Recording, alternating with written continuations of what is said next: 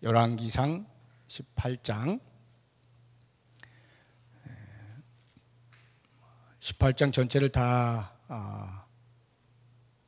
읽어야 되겠지만 시간 관계상 37절에서 40절까지만 읽도록 하겠습니다.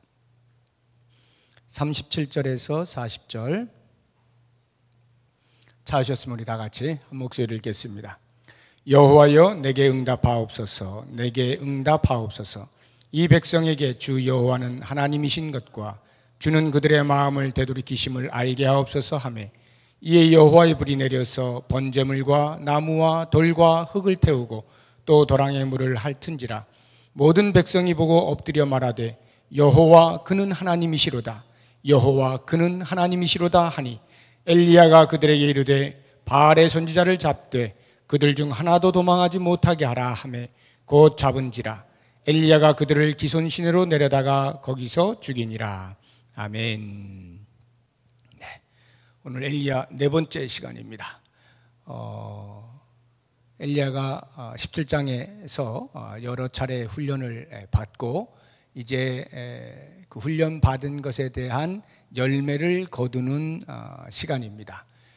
그것이 갈멜산 전투인데 이 갈멜산 전투에서 드디어 이제 엘리야는 자기가 훈련한 것에 대하여 얼마만큼 내가 훈련을 잘 받았는가, 훈련된 목적을 성취해야 하는 사명을 이제 띠게 됩니다. 런던 올림픽이 10일 남았습니다. 운동에 관심이 없으신 분들은 런던 올림픽을 하나 이렇게 생각하시는 분도 계시겠지만 매 4년마다 열리는 올림픽이 이번에는 영국에 있는 런던 도시에서 이제 열리게 됩니다. 지금 10일 남았는데요. 각종 종목에 참여하는 선수들이 4년에 한 번 참여하는 이것을 위해서 4년 동안 열심히 훈련을 하는 것입니다. 어떤 종목은 한 10초면 끝나는 것도 있어요. 아주 짧은 시간에 끝나는 그것을 위해서 4년을 훈련을 합니다. 그렇게 훈련을 해서 금메달을 따든지 뭐 한다고 하면 우리 기준으로 했을 때 그 열매를 맺는 거죠. 훈련한 보람이 있는 것이고 땀 흘린 대가를 얻는 것입니다. 어느 누구도 올림픽에 참여하는 선수 가운데에서 훈련을 4년 동안 해놓고 나는 훈련만 하면 돼, 그런 생각으로 올림픽에 참여한 사람 없습니다. 단 한 사람도 없어요. 전부 다 목표는 다 금메달이죠. 모두가 자기가 노력한 것만큼의 대가를 받고 싶어 하는 것은 인지상정이에요.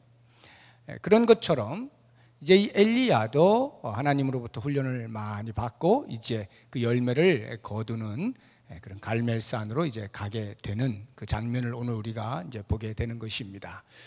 이 갈멜산에는요 여러 종류의 사람들이 운집하게 됩니다. 가장 먼저 아합 왕이 있을 것이고 또 이스라엘 백성들이 있을 것이고 그리고 이제 바알과 아세라 선지자들이 있고요. 그리고 이제 엘리야가 이렇게 있게 됩니다. 이 사람들이 갈멜산에서 어떤 이제 그 대결을 벌이게 되는데 그 대결 구도 속에 나타나는 그 인물들을 우리가 한 부류씩 이렇게 생각을 해보면서 오늘 하나님께서 우리에게 주시고자 하는 메시지, 여호와는 하나님이시다 라고 하는 것을 좀 생각해 봤으면 좋겠습니다. 혹시 여호와는 하나님이시다 라고 하는 말의 뜻을 잘 이해를 못 하시는 분이 계실런지 모르겠습니다. 여호와가 하나님이신데 여호와는 하나님이시다, 이게 무슨 말인가? 여호와는 성경에서 이야기하고 있는 신, 이스라엘 백성들이 부름을 받았던 그 신의 이름이 여호와입니다. 하나님이라는 말은 신이라는 뜻이에요. 신. 그러니까 우리 기독교에 우리 한국말로 번역을 할 때에 신을 하나님 이렇게 번역을 한 거예요. 천주교는 하느님 이렇게 해놨죠. 가톨릭은 하느님이라고 불러요. 왜 하느님이라고 부르냐면 하늘에 계신 님이다 해서 하느님. 우리는 왜 하나님이라고 말을 하느냐면 한 분밖에 안 계시는 분이다 해서 하나님 이렇게 하는 거예요. 뭐가 맞을까요? 하늘에 계신 님은 물론 주기도문 보면 하늘에 계신 우리 아버지요 이렇게 말씀을 하셔서 하나님께서 하늘에 계신다라고 하는 것은 알 수 있습니다. 그러나 하늘에 하나님만 계시는 것은 아니에요. 천사도 있죠. 그러니까 하늘에 계신 님이 다 우리가 말하는 성경이 이야기하는 하나님이 될 수는 신이 될 수는 없는 겁니다. 그런 면에서 하느님이라고 하는 것은 옳지 않은 표현이에요. 하나님이란 성경에서 말하고 있는 오직 한 분. 이 땅에 사람들이 많이 이런 신 저런 신을 부르지만 참 신은 오직 한 분이시다. 그분의 이름이 무엇이냐? 여호와이시다. 그래서 여호와는 하나님이시다라는 말은 여호와만이 참 신이시다, 이런 의미예요. 바로 이것을 엘리야가 증명해내는 사건이 갈멜산 전투 대결인 것입니다. 자, 그럼 아까 제가 네 부류의 사람들을 이야기했는데 그 사람들 한 사람씩 한번 찾아보면서 생각해 봅니다. 먼저 아합 왕을 한번 생각해 보겠습니다. 아합 왕은 북이스라엘의 7대 왕입니다. 아합 왕의 입장에서 볼 때 엘리야는 참 어처구니 없는 인물입니다. 어느 날 갑자기 전혀 관계도 없는, 뜬금없이 자기 앞에 나타나가지고 큰 소리 빵 칩니다. 내가 기도하지 아니하면 하늘 문이 닫혀가지고 비가 내리지 않을 거야, 뭐 이래가면서 갑자기 가뭄을 예언하더니 진짜로 한 달, 두 달, 1년, 2년 지나는데 진짜 비가 안 오네.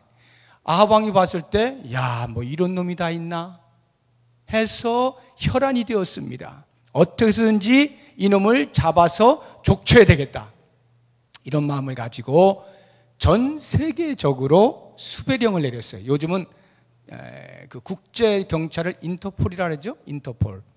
국제 경찰에다가 신고를 한 것과 마찬가지예요. 자기의 수하들을 전 세계, 자기 팔레스타인, 이스라엘 땅뿐만이 아니라 옆에 나라들까지 다 찾아가서 수배를 한 것입니다. 자, 그것을 한번 볼까요? 18장 10절입니다. 18장 10절 읽어봅니다. 당신의 하나님 여호와께서 살아계심을 두고 맹세하노니 내 주께서 사람을 보내어 당신을 찾지 아니한 족속이나 나라가 없었는데 그들이 말하기를 엘리야가 없다 하면 그 나라와 그 족속으로 당신을 보지 못하였다는 맹세를 하게 하였거늘. 이것은 오바댜라고 하는 신하가 엘리야를 만나서 엘리야에게 하는 말입니다. 엘리야가 야 오바댜야, 가서 너 지금 내가 나타났다고 해라. 이것이 이제 3년 6개월이 지난 다음이에요. 그랬더니 오바댜가 아이고 지금 내가 가서 그 얘기했다가 저는 죽습니다. 왜 죽느냐 하면 지금 이런 일이 있었습니다 하고는 그간에 있었던 일을 말을 해주는데, 당신의 하나님 여호와께 살아계심을 두고 맹세하는 내가 거짓말하는 것이 아닌데요, 내 주께서 사람을 보내요. 여기 내 주라고 할 때 주는 아합 왕을 말하는 거예요. 신하니까 자기가 섬기는 왕을 말하는 겁니다. 아합 왕께서 사람을 보내요. 당신을 찾지 아니한 족속이나 나라가 없었습니다. 온 이 나라 저 나라를 다 뒤져가며 당신을 찾았습니다. 그들이 말하기를, 그 나라 사람들이 말하기를 엘리야가 없다, 우리나라에는 그런 사람 없어요 라고 하면 그 나라와 그 족속으로 당신을 보지 못하였다는 맹세를 하게 하였거늘. 정말이요? 정말 못 봐서 숨기는 거 아니지? 일일이 이렇게 확인하고 도장 찍고 해가면서 샅샅이 뒤졌다, 이런 말이에요. 그 정도로 아합 왕은 엘리야에 대하여서 혈안이 되어 있어요. 찾으려고. 왜요? 엘리야 때문에 우리나라가 지금 가뭄에 들어가지고 이렇게 되었다라고 생각을 하기 때문이죠.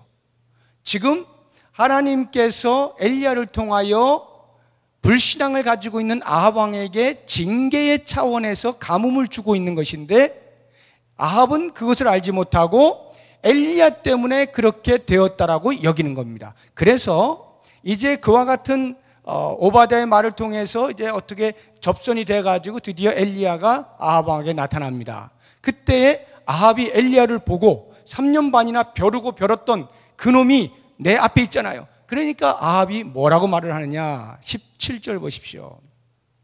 17절 같이 읽어봅니다. 엘리야를 볼 때에 아합이 그에게 이르되 이스라엘을 괴롭게 하는 자여 너냐? 이스라엘을 괴롭게 하는 자여 너냐? 그러니까 3년 반 동안 아합은 뭐만 생각한 거예요? 전부 다 이것이 다 저놈 때문이다. 엘리야 때문이다. 너 때문이야. 징계를 받으면 내가 회개하면 끝나는 건데 회개할 생각을 하지 아니하고 이 징계의 원인이 저 사람에게 있다라고 생각을 하고 엘리야에게 계속해서 화살을 돌리고 있는 아합의 모습입니다. 바로 이러한 아합의 상태를 가리켜서 영적 문둥병에 걸렸다라고 표현을 하는 거예요. 영적 문둥병에 걸려있는 아합입니다. 문둥병, 나병이라고 하죠. 또는 한센병 또는 한센시병 이렇게 말을 하는데, 이 한센이라고 하는 것은 사람 이름이에요. 노르웨이의 이 나병의 인자를 발견한 사람이 한센이에요. 그래서 한센병 또는 좀 예의를 갖추면 한센시병 이렇게 말도 하고, 나병, 문둥병이라고 하는 것인데, 문둥병이 무서운 것은요, 성경에서 말하는 거 말고, 신학적인 의미 말고 우리의 신체적으로, 의학적으로 질병에 있어서 문둥병이 무서운 게 뭐냐면요, 문둥병을 이렇게 이제 막 이렇게 흐물흐물거리는 거잖아요. 이렇게 막 점점 없어지고 이러는 거잖아요. 문제는 그것이 아니라 그렇게 해서 이 신경들이 점점 마비가 되는 것입니다. 다시 말하면 감각을 잃어가는 거예요. 문둥병이 제대로 걸린 사람은 감각이 없어요. 뜨거운 것을 만질 때 뜨거운 걸 몰라요. 자, 여러분, 손으로 뜨거운 주전자를 만졌다고 쳐요. 만졌는데 아 뜨거워! 이건 감각이 있는 거예요. 이 뜨거운데 뒤었으니까 얼마나 화가 나. 우리 집사님 화상 입어서 얼마나 좀 고통스러워요. 화상 입으면 고통스러워, 굉장히 따가워요. 엄청나다. 문둥병이 무서운 건요, 고통을 고통으로 느끼지 못한다는 고통이에요. 뜨거운 걸 모르니까 어떻게 해요? 계속 만지는 거야. 만지면 어떻게 해요? 손이 나만 하질 않는 거예요. 이게 무서운 거예요. 우리는 보통 인생에서 고통을 당할 때 왜 나만 이렇게 고통이 있는가라는 말을 하기가 쉽습니다. 많은 또 다른 한편에는 고통을 고통으로 모르고 사는 고통을 겪는 사람들이 있어요. 다시 말하면 내가 고통을 느낄 수 있다는 것은 감사한 거예요. 살아있다는 거예요. 근데 이 영적 문둥병은요, 죽었단 말이죠. 감각이 없어. 지금 아합왕은 감각이 없어요. 하나님께서 징계로 주신 이 사인을 조금만 깨어서 인식할 수 있었더라도 그 자리에 엎드려서 회개했다면 갈멜산과 같은 일은 일어나지 않는 거예요. 하나님께서 긍휼과 자비가 풍성하시기 때문에 회개하는 누구든지 받으시고 용서하시고 새로운 길을 열어주시는 거예요. 그런데 아합왕은 그것을 모르고 회개할 줄 모르고 오히려 영적인 불감증에 걸려서 모든 것이 엘리야의 탓이라고만 생각을 하면서 자기 자신은 그 책임으로부터 벗어나 있는 모습을 보게 되는 겁니다. 저는 아합이라고 하는 이 왕이 말이죠, 한 나라를 책임지는 왕이 이렇게 영적인 문둥병에 걸렸을 때, 영적인 불감증에 걸렸을 때 그 백성들이 어떠하겠는가? 보나 마나죠. 지도자가 영적으로 불감증에 걸려 있으면 백성들은 똑같은 거예요. 다 그 영향 아래 있는 거. 얼마나 지도자가 중요하냐라고 하는 것을 보여주고 있는 것입니다. 그래서 이 아합 때문에 그 온 나라 백성들이 과연 어떻게 행하는지 그 다음을 한번 보겠습니다. 자, 이제 이스라엘 백성들이 그 갈멜산 전투에 또 역시 모여 있어요. 얼마나 모였을 것 같아요? 이스라엘 백성들이 얼마나 모였을까요? 백성들이 성경을 보면 이렇게 표현을 해놓고 있습니다. 19절 보시기 바랍니다. 19절, 자, 같이 읽어봅니다. 그런즉 사람을 보내 온 이스라엘과 이세벨의 상에서 먹는 바알의 선지자 450명과 아셀의 선지자 400명을 갈멜산으로 모아 내게로 나오게 하소서. 자, 20절 보세요. 아합이 이에 이스라엘의 모든 자손에게로 사람을 보내 선지자들을 갈멜산으로 모으니라. 그 다음에 21절 엘리야가 모든 백성에 가까이 나아가 이르되. 자, 여기 지금 19절, 20절, 21절 보면 전부 다 표현들이 다 어떻게 돼 있어요? 온 이스라엘 이렇게 표현되고 있고, 모든 자손, 모든 백성. 이건 과장법이에요. 갈멜산이 뭐 아무리 크다기로서는 어떻게 이스라엘 백성들이 다 모일 수가 있겠어요? 과장법이죠. 그만큼 많이 모였다는 거예요. 그럼 어느 정도 모였을까? 대충 추측으로 어느 정도 모였을까? 40절 한번 보시기 바랍니다. 40절 엘리야가 그들에게 이르되 바알의 선지자를, 여기 그들은 백성들을 말하는 거예요. 바알의 선지자를 잡되 그들 중 하나도 도망가지 못하게 하라 하매 곧 잡은지라. 자, 백성들에게 명령을 합니다. 이 다 끝난 다음에 저 선지자들 한 명도 도망가지 못하게, 그래서 싹 다 잡았다는 거예요. 거기에 모여있는 선지자, 이방 선지자들이 850, 여기 성경에는 450명인데 정확지는 않아요. 하여튼 바알 선지자 450, 아세라 400인데 뭐 제일 크게 잡고 850명이라 치고, 850명 잡으려면 한 명도 안 놓치고 몇 명쯤 있어야 될까요? 1대1로 해서는 다 잡기가 쉽지 않겠죠? 최소한 몇 배는 돼야 여기저기 뭐 다 이렇게 해가지고 싹 해서 싹 다 잡아 끌리지 않겠어요? 그러려면 최소 수천 명은 있었겠다 하는 짐작은 해볼 수가 있겠습니다. 아무튼 수천 명 정도가 지금 운집해 있습니다. 자, 이 백성들의 문제가 무엇인가? 21절 보십시오. 엘리야가 모여있는 이스라엘 백성들에게 혼내주고 있는 겁니다. 뭐라고 하는가요? 엘리야가 모든 백성에 가까이 나아가 이르되 너희가 어느 때까지 둘 사이에서 머뭇하려느냐? 여호와가 만일 하나님이면 그를 따르고 바알이 만일 하나님이면 그를 따를지니라. 여기 지금 이해가 되시죠? 여호와가 만일 신이면 그를 따르고 바알이 신이라고 여기면 바알을 따르라, 이런 말이에요.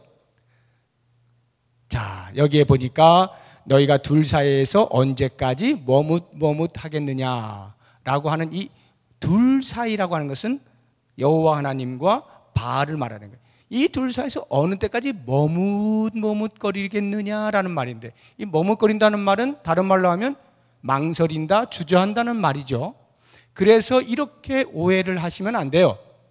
여기 하나님, 여호와 하나님 계시고 여기 바알이 있어요. 이스라엘 백성들이 가운데 서가지고 둘 사이에서 야, 하나님께로 가야 돼, 여호와 하나님께로 가야 되나, 바알에게로 가야 되나, 이렇게 가운데 서서 이리 갈까 저리 갈까 왔다 갔다 고민하고 있는 이런 상태를 말하고 있는 것이 아니에요. 여기 머뭇머뭇한다 라고 하는 말의 원어가 파사흐라고 하는 것인데, 이 파사흐는 춤춘다, 뛰논다 이런 말을 가지고 있어요. 다시 말하면 가운데 서서 이스라엘 백성들은 때로는 여호와 하나님께로 갔다가 때로는 바알에게로 갔다가 이렇게 왔다 갔다 한다, 이런 말이에요. 주저해서 아무 데도 못 가는 게 아니라 여기도 갔다 저기도 갔다, 자기 마음 내키는 대로 상황 봐서 바알이 좀 더 우리에게 뭔가 좋은 것을 해줄 것 같으면 그리로 붙고, 또 그러다가 또 하나님 좋은 것 같으면 하나님께 붙고, 이렇게 왔다 갔다 한다라고 하는 말이에요. 이러한 신앙을 가리켜서 혼합신앙이라 말을 하는 거예요. 혼합신앙. 막 섞어서. 제가 초두에 이야기했죠. 기독교의 신은 하나님, 오직 한 분이신 하나님, 다른 신을 섬길 대상이 없다라고 말하고 고백하는 종교가 기독교예요. 오직 여호와 하나님이시다라고 하는 것인데, 이 하나님으로부터 부름받은 선민이라고 하는 이스라엘 백성들이 사람 손으로 만들어 놓은 바알에게 가가지고 당신이 내 신이요라고 말을 하고 있는 이런 아이러니, 이것을 혼합신앙이라 말을 하는 것이에요. 그래서 이것이 얼마만큼 우스운 일이냐라고 하는 것을 이 저자가 워드 플레이를 통해서, 워드플레이, 언어 유희를 통해서 우리에게 알려주고 있는데 26절 보시기 바랍니다. 26절. 그들이 받은 송아지를 가져다가 잡고 아침부터 낮까지 바알의 이름을 불러 이르되, 이것은 지금 이방 선지자들이 하고 있는 거예요. 바알이여 우리에게 응답하소서 하나 아무 소리도 없고 아무 응답하는 자도 없으므로 그들이 그 쌓은 제단 주위에서 뭐 하더라? 뛰놀더라. 여기 뛰놀더라가 똑같이 아까 제가 말씀드렸던 머뭇머뭇하려느냐 할 때 그 단어인 파사흐예요. 지금 이방 선지자들이 하늘에서 불이 내려가지고 제단에 제물을 태워야 되는데 일이 일어나지 않으니까 어떻게 해요? 막 난리가 난 거예요. 제단 주변을 돌아다니면서 계속 막 뛰어노는 게 막 번쩍번쩍 뛰면서 제발 좀 불 좀 내려주세요. 이것을 하고 있는 거예요. 그런데 바로 요 똑같은 단어가 여기 이 머뭇머뭇하려느냐라고 하는 이 단어랑 똑같이 쓰고 있다는 말의 의미는 이스라엘 백성들이 지금 뭐 하고 있다는 거예요? 때로는 하나님 편에 붙어가지고 아싸 좋다. 어느 땐 또 바알에게 가서 아싸 좋다. 아무 데로나 갖다 붙어가면서 춤을 추고 앉아있다 이런 말이에요. 이게 지금 이스라엘 백성들의 혼합신앙적 모습이다라고 하는 것입니다. 그래서 이 이스라엘 백성들은요, 혼합주의적인 생각을 가지고 있기 때문에 당연히 눈치에 빠릅니다. 21절 뒷부분 보세요. 엘리야가 혼내는 거예요. 둘 중에 하나를 선택해야지 왜 왔다 갔다 해? 그랬더니 백성들이 뭐라고 말해요? 말 한마디도 대답하지 아니하는지라. 말을 한마디도 안 하는 거예요. 왜 그랬을까요? 아유, 부끄러워가지고 창피해가지고 엘리야가 다 하네. 그래서 그럴까요? 글쎄요. 그것보다는 아무래도 제 생각에는 지금까지 지금 이 갈멜산에 와가지고 이제 저 엘리야는 이제 죽었다. 여기 지금 850명이 모여 있는데 엘리야가 어떻게 할 거예요? 저 혼자서 이러고 이제 이스라엘 백성들이 쫙 모여가지고 그 광경을 보려고 하는 심산이니까 엘리야가 그런 자기들을 책망하는 말을 할 때에 그들의 마음 가운데는 말을 안 했다는 말은 그래 한번 두고 보자. 너 좀 있다가 이제 결판 난다. 그때도 네가 우리들한테 이런 소리 할 수 있어? 지금 이를 쫙 이렇게 속으로 칼을 갈고 있는 그런 두고 보자 하면서도 동시에 혹시라도 엘리야가 이기면 어떻게 되지? 그때는 재빠르게 하나님 편에 붙어야 되니까 일단 말을 안 하고 보는 거예요. 일단 말을 안 하고 보는 거예요. 이렇게 기회주의적으로 아주 그 상황에 눈치가 빠른 이스라엘 백성들. 신앙이 없어지면 눈치가 빨라져요. 눈치로 밥 먹고 살게 되는 겁니다. 이게 이스라엘 백성들의 당시의 모습이었어요. 자, 그렇다고 한다면 이제 그 대결의 대상자들인 그 바알과 아세라의 선지자들은 과연 어떠했을까 하는 것을 보겠습니다. 이 바알의 선지자들은요, 당시 아합 왕의 비호 아래 최고의 전성기를 누리고 있었습니다. 생각해 보십시오. 하나님을 섬기는 가나안 땅에 들어와서 이스라엘 그 백성의 그 나라에 들어왔잖아요. 이세벨을 통해서 같이 따라 들어온 거 아닙니까? 그래가지고 아합 왕을 이세벨이 장악을 해버리고 하나님을 바알이 장악을 해버리니까 당연히 바알의 선지자들인 자기들이 온 세상을 쥔 권력가가 돼버린 거예요. 최고의 전성기를 구가하고 있는 즈음입니다. 그런데 바로 그와 같은 때에 엘리야가 대결을 좀 제안해 온 것 아니겠습니까? 그때에 이 선지자들의 마음은 어땠을까요? 자, 이거 이제 넌 완전 죽었다. 너 하나가 지금 우리에게 가시였는데 너 이제 가시를 뽑을 때가 온 거야. 생각해 보십시오. 엘리야는 혼자고 자기들은 850명이야. 뭐 적게 봐서 450명이라 쳐요. 이건 뭐 비교가 안 되는 거 아닙니까? 거기에다가 지금 뭘 하는 거냐면 대결의 그 내용이 제단 위에다가 제물 올려놓고 송아지 올려놓고 기도해서 하늘에서 그 기도를 들으신 신이 불을 내려가지고 불을 태워서 제물을 받는 그 신이 진짜 신이다. 이 시합을 하는 겁니다. 바알 신이 어떤 신이냐 하면요, 농경신, 풍요의 신. 그래서 바람과 비를 관장하는 것뿐만 아니라 이 바알은 태양과 불도 관장하는 신으로 여겨지고 있었어요, 그 당시. 그러니 그 바알을 섬기는 선지자들이 이건 뭐 자기들이 섬기는 신이 제일 잘하는 거 아니에요? 불 내리는 거. 그걸로 하자고 하니까 얼씨구나 좋다 하고 당연히 수용을 했을 뿐만 아니라 날씨는요 바짝 말라 있잖아요. 건조해가지고 뭐 설령 우리 바알께서 주무시더라도 잠시 뭐 그냥 눈 한번 깜빡하는 거 그걸로 번개가 쳐가지고도 그냥 나무에 불이 붙겠어. 그 정도로 막 건조해 있는 거예요. 그러니 마음 편한 거예요. 거기에다 가장 크게 자기들을 위안할 수 있었던 것은 자기들은 숫자가 450 또는 850명이 되잖아요. 너무 많잖아요. 아무리 영험이 없는 선지자들을 할지라도 한 명 정도는 생기겠지. 450명 가운데 다 기도하는데 한 명 정도는 영험이 있겠지. 그런 생각 가지고 당연히 그 대결을 기쁨으로 수용을 한 것입니다. 숫자 굉장히 중요합니다. 이 세상은요 전부 숫자로 이야기를 합니다. 다 숫자예요. 수가 많으면 일단 되는 거예요. 수가 적으면 일단 기가 죽습니다.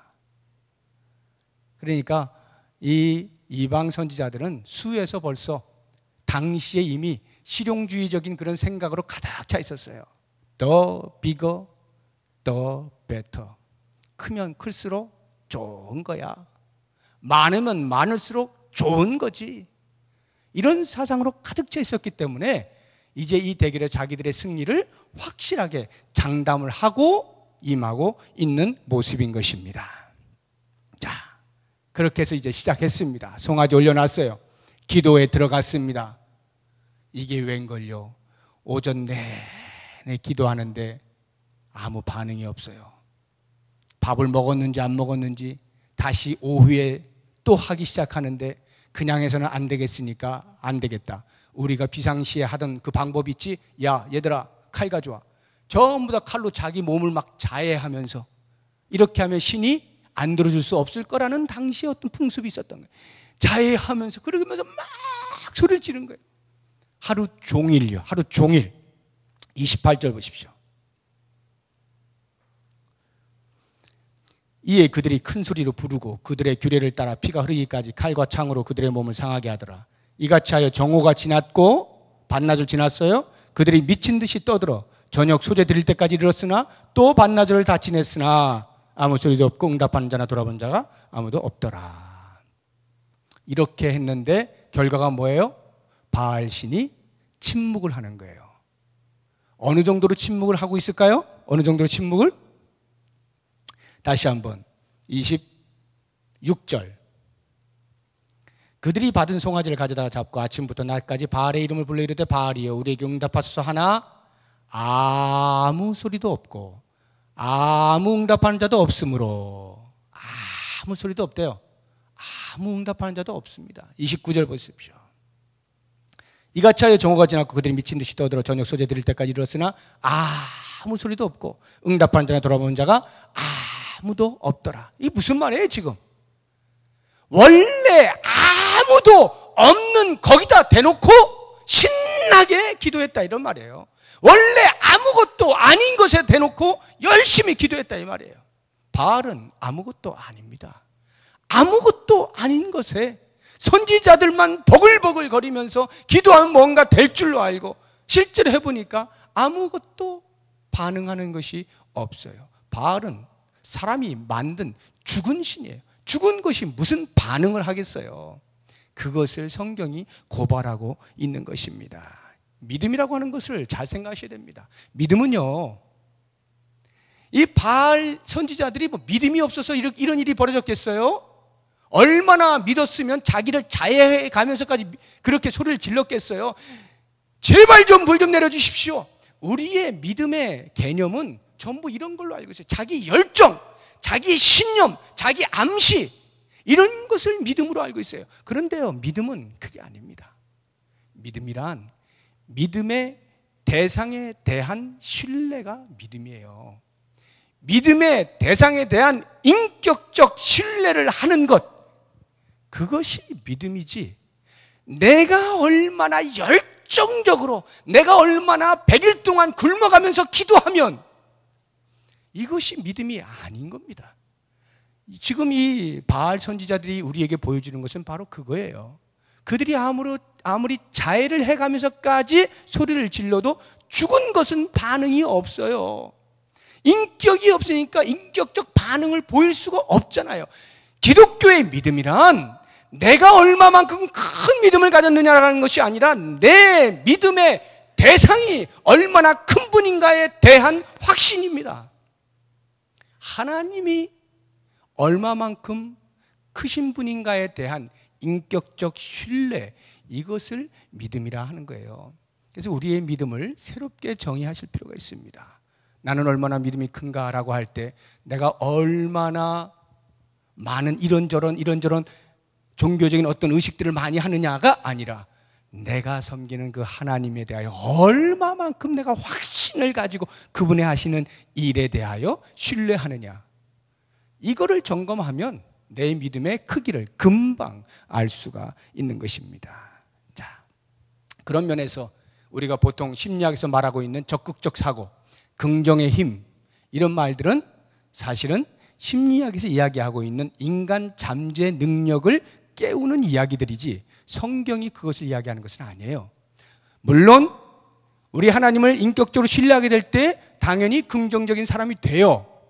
그러나 우리가 심리적으로 긍정의 힘을 빌어서 무엇인가를 이뤄내는 그것을 믿음이라고 하지 않는다 이 말이에요. 불교에서도 일체유심주라는 말이 있어요. 일체유심주, 모든 일은 사람 마음먹기에 달려있다, 사람 마음에 달려있는 거야, 생각하기 나름이야 라고 하는 거, 이런 것은 전부 일반인들이 말하는 거예요. 우리는 그것이 아닙니다. 우리는 우리의 대상에 대한 확신이에요.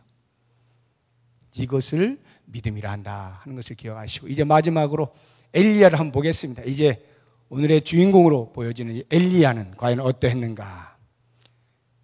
그들이 아무리 해도 아무 일도 일어나지 않았습니다. 드디어 엘리야 차례가 왔어요. 엘리야가 가장 먼저 한 것이 무엇일까요? 30절 같이 읽어봅니다. 시작. 엘리야가 모든 백성을 향하여 이르되 내게로 가까이 오라. 백성이 다 그에게 가까이 가매 그가 무너진 여호와의 제단을 수축하되, 엘리야가 가장 먼저 한 것은 무너진 여호와의 제단을 수축하는 거예요. 왜요? 지금 그것보다 중요한 것은 빨리 재물 올려놓고 불 내려주십시오 기도하는 것이 가장 빠를 것 같잖아요. 눈으로 보면 그냥 즉각적으로 그들이 바뀔 것 같잖아요. 그러나 그렇지 않습니다. 엘리야의 마음 가운데 이스라엘 백성들에게 도전을 하고 싶은 것입니다. 너희들이 지금 왜 이 자리에 와 있는가? 잘 봐라. 여기 여호와의 제단이 무너져 있다. 우리가 온 마음과 정성을 다하여 하나님께 제사를 드려야 하는 이 제단이 무너진 채 우리는 지금 바알에게 마음이 빼앗겨져 있다. 이것을 보여주고 있는 거예요. 그러므로 모든 신앙의 회복은 여호와를 향하여 돌아서는 데 있는 것을 보여주기 위해서 여호와의 제단을 수축하는 것부터 시작을 하는 거예요. 그렇게 여호와의 제단을 수축한 엘리야가 얼마나 담대하게 하나님께서 주시는 힘으로 그 사명을 수행해내는가 하는 거 보십시오. 그의 마음 가운데는 어떤 두려움도 없어요. 첫 번째, 대적에 대한 두려움이 없어요. 이 바알의 선지자들이 최소 450명에서 850명, 이 많은 숫자들이 그렇게 하루 종일 소리를 질러도 아무 일도 일어나지 않는 것을 엘리야가 보고 있을 때에 만약에 그가 훈련된 사람이 아니었다고 한다면 벌써 죽어도 기가 한참 죽었을 거예요. 왜? 850명이 해도 안 되는 것을 내가 어떻게 해. 그런데 엘리야는 그게 아니에요. 하나님께서 하실 것에 대한 확신이 있었기 때문에 그가 그 850명을 앞에 두고 뭐라고 말하는가 보십시오. 27절 같이 읽어봅니다. 정오에 이르러는 엘리야가 그들을 조롱하여 이르되 큰 소리로 부르라. 그는 신인즉 묵상하고 있는지, 혹은 그가 잠깐 나갔는지, 혹은 그가 길을 행하는지, 혹은 그가 잠이 들어서 깨워야 할 것인지. 조롱하는 말이에요. 조롱한다는 말은 엘리야의 마음속에 있는 자신감을 말하는 겁니다. 너희 신은 죽은 거야. 지금 내가 살아계신 하나님을 보일 거야. 너 한번 계속 깨워봐. 주무시고 계시나? 한번 깨워봐라. 어디 볼일 보러 가셨나? 빨리 불러와. 조롱을 하고 있어요. 그 정도로 지금 자신감에 차 있는 거예요. 그래서 이 엘리야는요, 재물을 태우게 하는 데에 어떻게 하는가? 32절부터 보십시오. 제가 빠른 속도로 어떻게 만들어가는지 말씀을 드립니다. 그가 여호와의 이름을 의지하여 그 돌로 제단을 쌓고 제단을 돌아가며 곡식 종자 두세 알을 둘 만한 도랑을 만들어요. 또 나무를 버리고 송아지에 각을 떠서 나무 위에 놓고 이르되 통 넷에 물을 채워다가 번제물과 나무 위에 부으라. 번제물과 나무 위에 부어요 물을. 또 이르되 다시 그리하라 하여 다시 그리하니, 또 이르되 세 번째로 그리하라 하여 세 번째로 그리하니, 물이 제단으로 두루 흐르고 도랑에도 물이 가득 찼더라. 물로 가득 꽉 찼어요. 그러니까 석유 갖다 붓고 불질러도 안 될 만큼 물을 지금 많이 갖다 부은 거예요. 날이 이렇게 건조해가지고 너무나 바짝 말랐기 때문에 어떻게 하다가 불똥이 튀겨가지고 불이 붙었겠지, 이런 말 못하게 완전 물로 그냥 꽉 채워놨어요. 그 누구도 여기에 불을 붙일 수는 없다라고 모두가 인정할 만큼의 상태를 만들어 놓는 것입니다. 왜 이런 행동을 해요? 자신이 있으니까. 어차피 자기가 하는 거 아니고, 어차피 이렇게 하나 저렇게 하나 하나님이 하시면, 하나님 편에서는 이건 상식이잖아요. 우리는 기적이지만 하나님은 하시자고 하면 물이 있어서 못해요. 뭐가 있어서 못하겠어요. 하시자고 하면 하나님께는 상식이니까. 엘리야의 마음에는 하나님께 대한 그와 같은 신뢰가 분명했기 때문에 이런 행동을 하는 거예요. 그래서 엘리야가 그렇게 해놓고 기도하기 시작합니다. 36절. 저녁 소재 드릴 때에 이르러 선지자 엘리야가 나아가서 말하되 아브라함과 이삭과 이스라엘의 하나님 여호와여.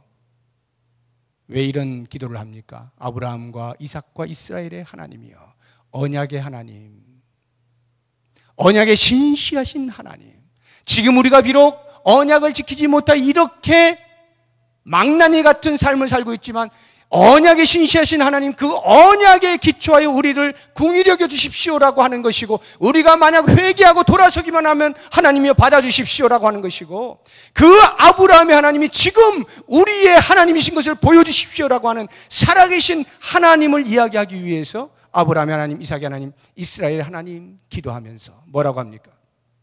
주께서 이스라엘 중에서 하나님이신 것과 내가 주의 종인 것과 내가 주의 말씀대로 이 모든 일을 행하는 것을 오늘 알게 하옵소서.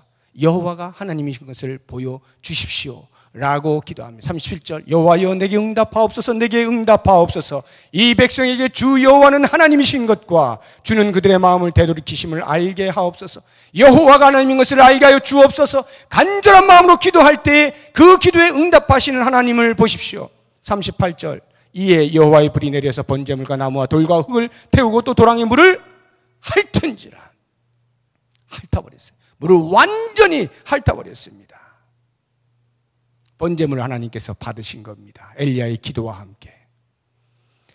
이와 같은 놀라운 일을 목도하게 될 때 그 주변에 둘러서 있던 이스라엘 백성들의 반응이 39절에 나옵니다. 모든 백성이 보고 엎드려 말하되 여호와 그는 하나님이시로다.